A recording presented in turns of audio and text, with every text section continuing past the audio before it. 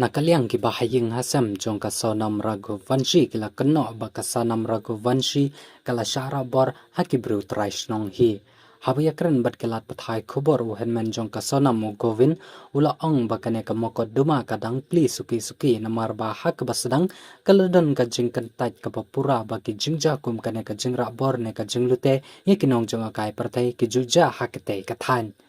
Ulo ong ba hadu menta umpadon kano ka jingtip na lap hakabide bat ki tiar jong ka Sonam namar ba kadan artli ki mobile phone bat kawai ka plakti katkum ka jinge thu jong u ya ka jing khandra kala penlong habaro ka jaka ba ka kanhon talasi ka suba ba kala lap ya ka medyap jong ka Sonam.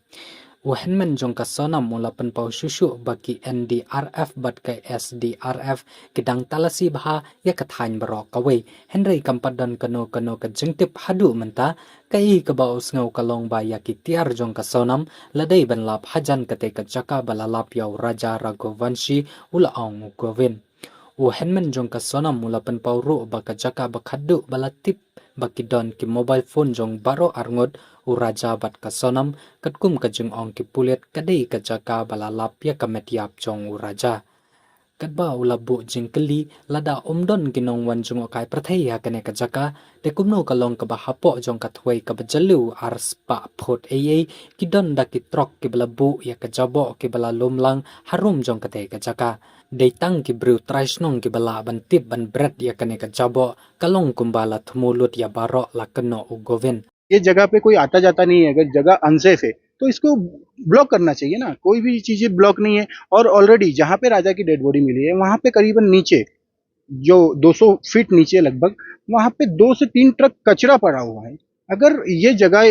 Unused है वहां पे कचरा कौन डालता है? Local public ही डालेगा ना, और उन्हें आइडिया भी कि कचरे में ही डेड बॉडी फेंकना है। तो ये सब चीजें ऑलरेडी प्लानिंग है।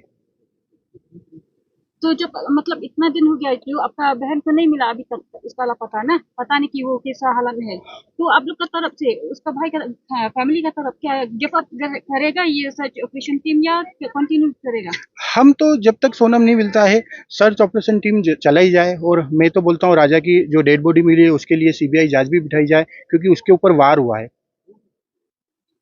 अभी तक यहाँ की गवर्नमेंट जो बोल रही है और जो भी यहाँ की पुलिस प्रशासन जो भी बोल रहा है कि हमारे यहाँ ऐसा चीज नहीं होती है, वो पॉसिबल नहीं है। धीरे धीरे चीजें खुलती जा रही है यहाँ पर। आपने सीबीआई का